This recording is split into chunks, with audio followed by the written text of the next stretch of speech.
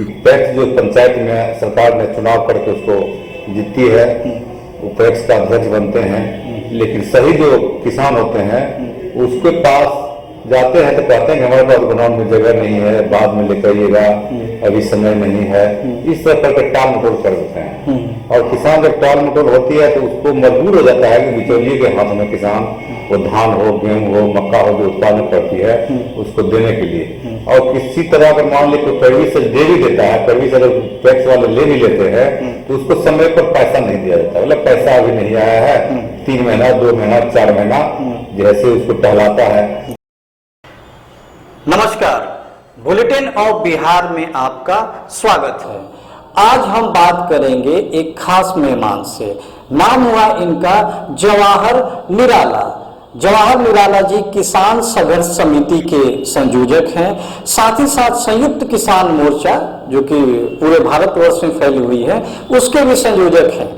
और किसान जो संयुक्त मोर्चा है इसके 5 संयोजक होते हैं, जिनमें से एक जवाहर निराला जी भी हैं। साथ साथ अखिल भारतीय महासभा के ये मीडिया प्रभारी भी हैं।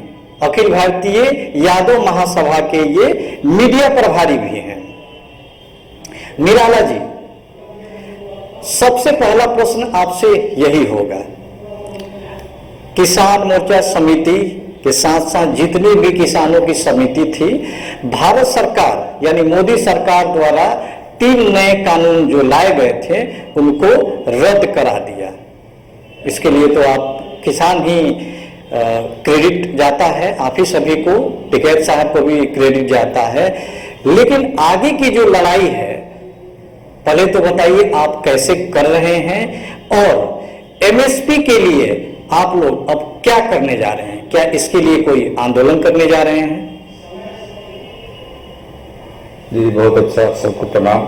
नमस्कार। हाँ, एमएसपी गारंटी कानून जो हम लोगों को मांग सरकार ने बोला कि इस पर तीनों कृषि कानून तो वापस ले लिए और एमएसपी गारंटी कानून के लिए कमेटी बनाएंगे और कमेटी रिपोर्ट जब देगी तो उसको उसके आधार पर लागू करेंगे। लेकिन सरकार ने सरकारी अपने पदाधिकारियों के मात्र कमेटी बनाई, जिसे संयुक्त किसान मोर्चा ने खारिज कर दिया कि नहीं, इस जो कमेटी आप बना रहे हैं इसमें किसान नेताओं की भागीदारी भी होनी चाहिए, तब किसान के हित की बात होगी। लेकिन जब ऐसी रूम में बैठ करके किसानों के हित की बात वो पदाधिकारी सरकार के नहीं कर सकते हैं जी। अगर हमारी बात सरकार, मोदी सरकार ये सब नहीं बनाती है तो इसके लिए फिर से आंदोलन शुरू करने की तैयारी अभी चल रही है। और जो होगा उसके लिए पूरे देश में फिर से एक किसान के लिए आंदोलन शुरू करने की अभी पूरी तैयारी चल रही है। हम लोग घूम के सब जगह सबको बता रहे हैं कि हम लोगों के साथ जो विश्वासघात कर रही है मोदी सरकार, उसको फिर दोबारा कैसे निपटा जाए और कैसे हम अपनी कानून में दर्जा प्राप्त करें एमएसपी को, न्यूनतम समर्थन मूल्य को। जी निराला जी, अगर बिहार की बात करें तो हमारे यहाँ जो टैक्स होता है उसकी एक बड़ी भूमिका होती है कि किसानों से वो अनाज खरीद ले और उनको एक रेट वैसी दे दे जो उनकी लागत से ज़्यादा हो। लेकिन बहुत सारे किसानों से बात करने के बाद यह पता चला कि टैक्स में भी उन्हीं किसानों के अनाज खरीदी जाती है जिनका अपना पैरवी हो। कितनी सच्चाई है इसमें?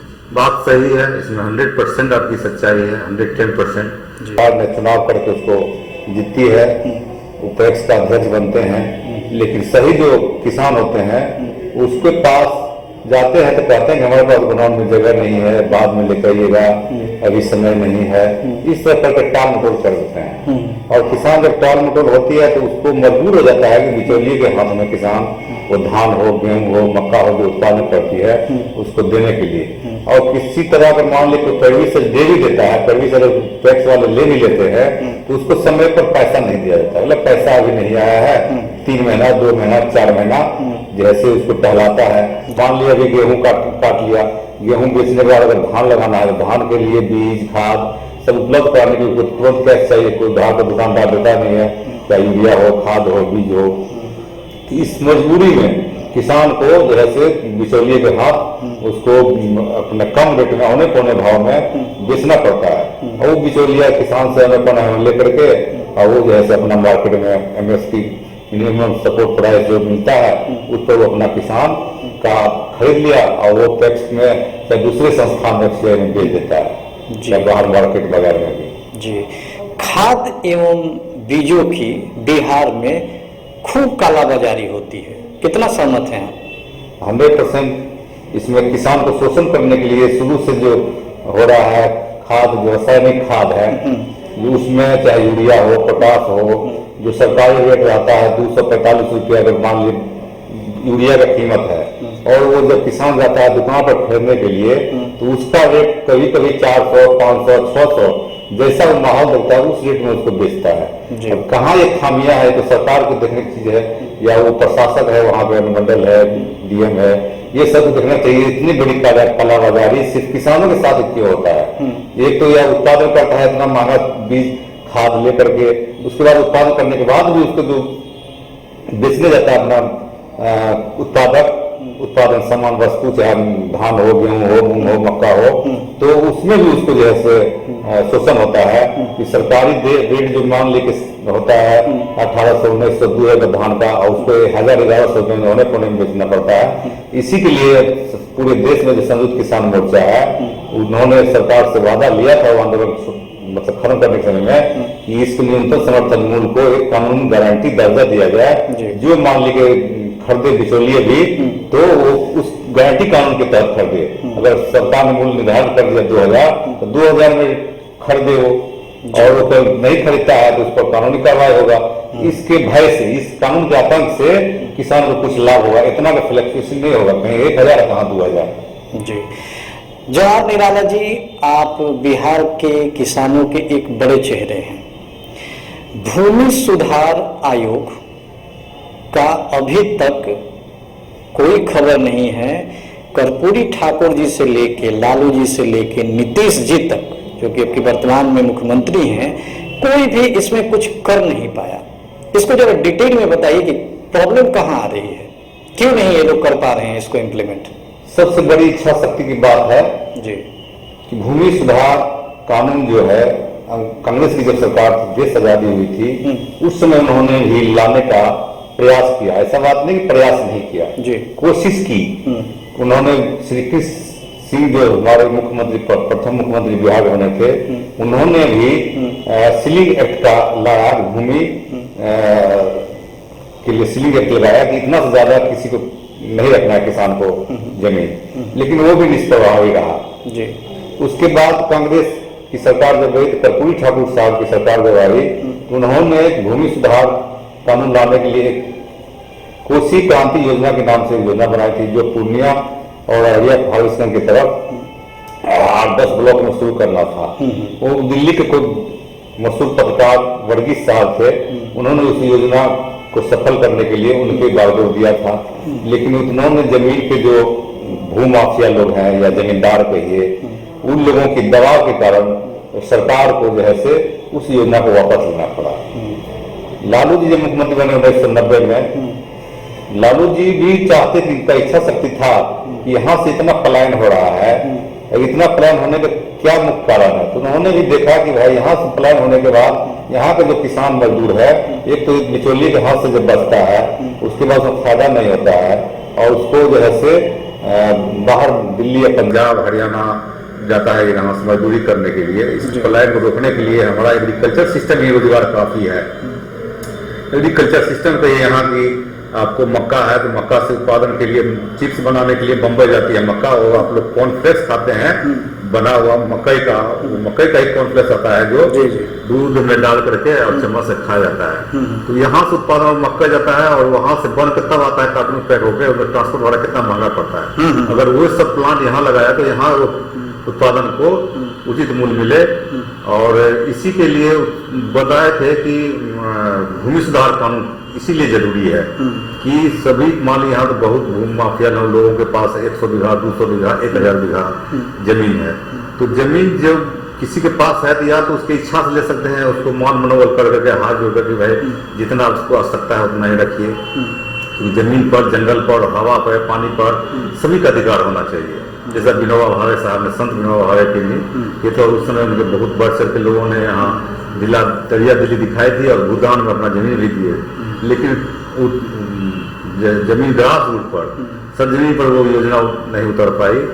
तो फिर नीतीश सरकार जब आई 2005 में, उन्होंने इस बात को समझा, उन्होंने सबसे बढ़ करके एक कदम आगे बढ़ा करके बंदोपाध्याय साहब की कमेटी बनाई, भूमि सुधार आयोग।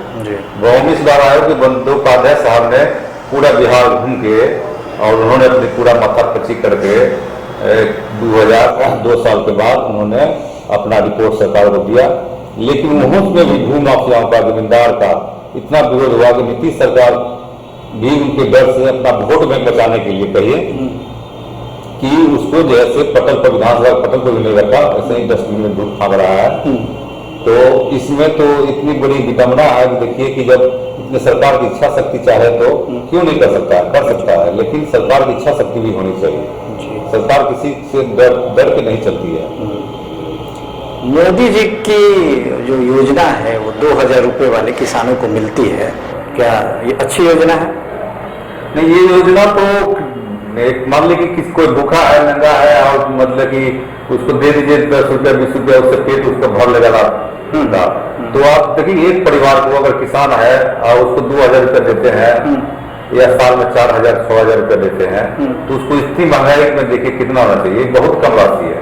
मेरा मानना है कि इसको कम से कम एक किसान को 10,000 रुपया महीना मिलना चाहिए। उस किसान को मिलना चाहिए कि जो मान लीजिए 60 साल की उम्र हो गए, तो उसको मिलना चाहिए कि पेंशन के रूप में।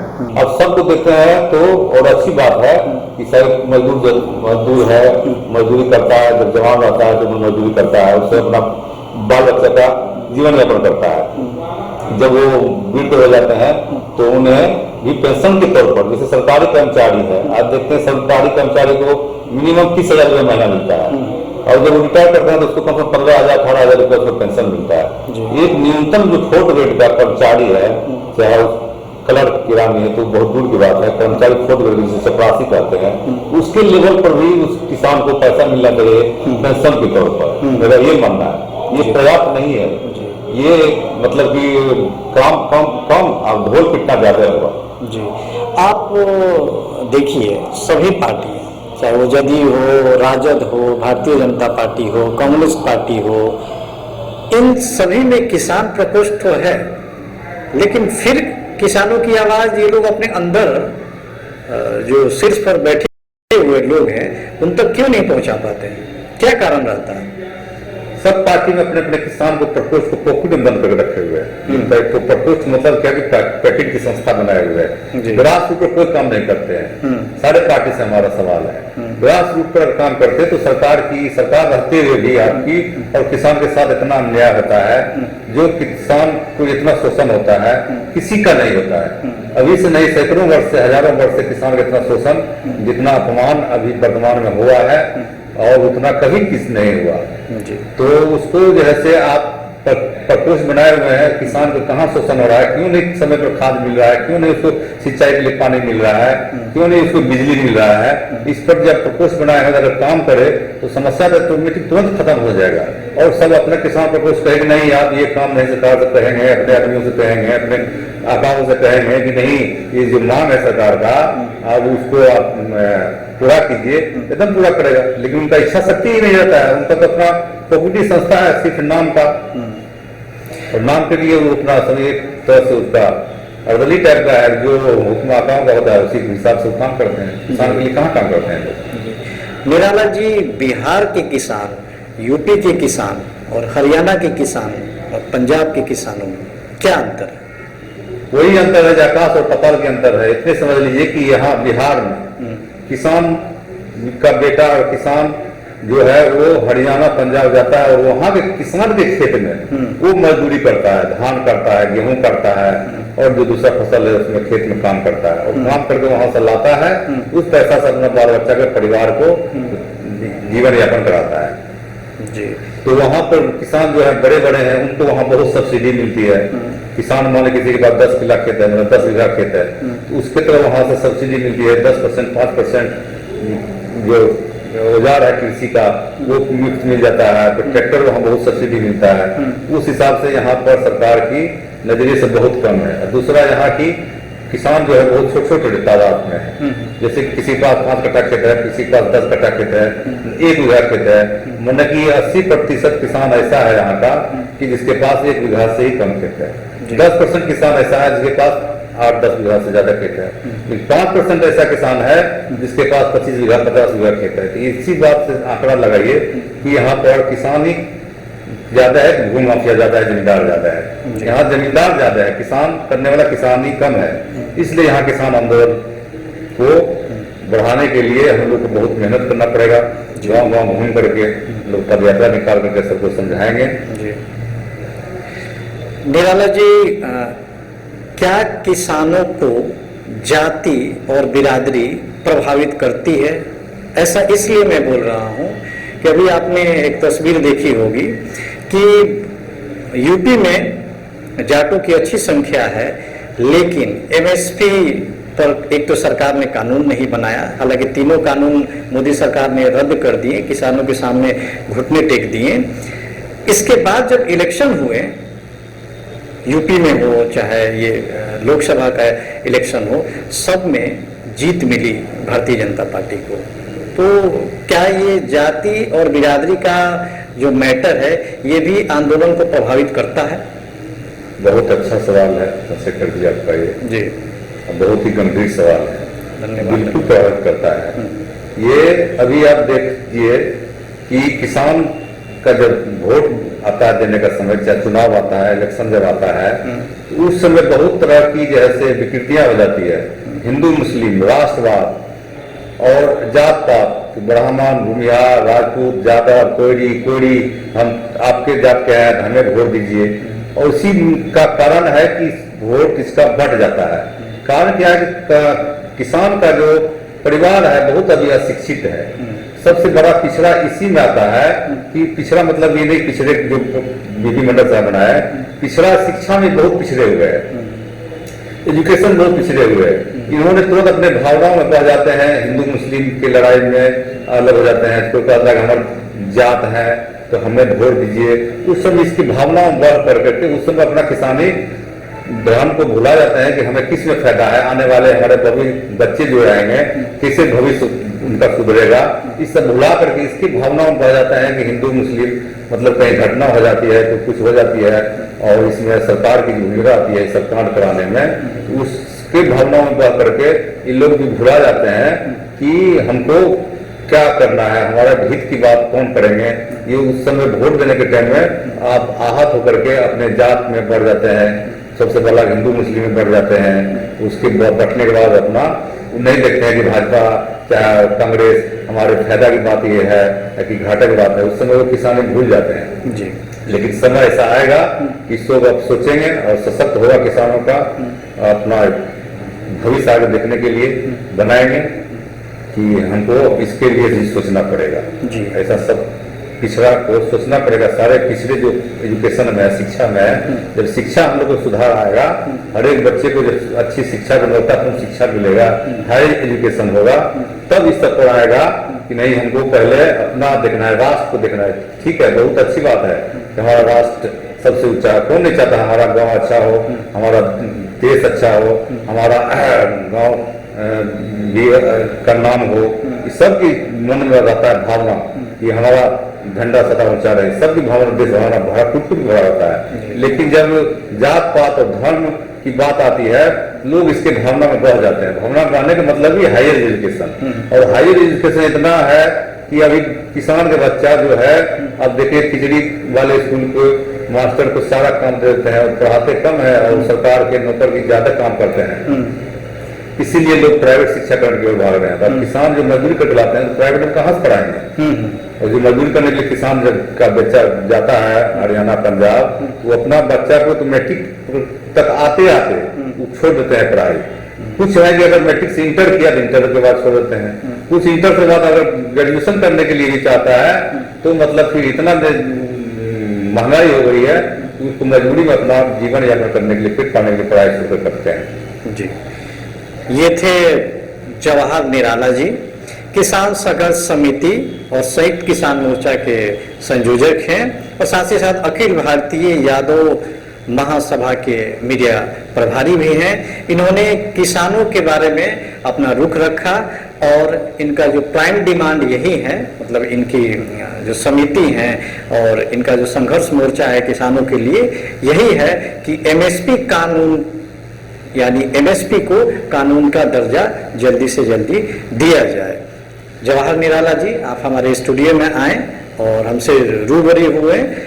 बुलेटिन ऑफ बिहार में आपके आने के लिए आपका बहुत बहुत धन्यवाद। Thank you very much sir. Thank you. आपने बुलाया। Thank you.